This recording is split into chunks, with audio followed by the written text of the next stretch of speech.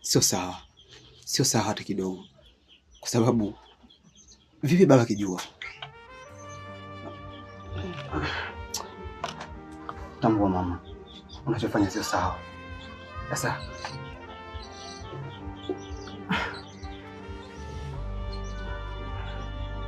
Nishi.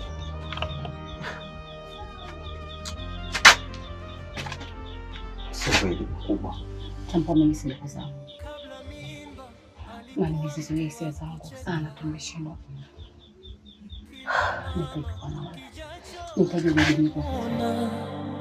Chochote anachofanya anasema makusudi, kila mtu anamshanga. Kicheko chake kilikuwa cha kejeli, baada ya muda kijacho kikawa kwake.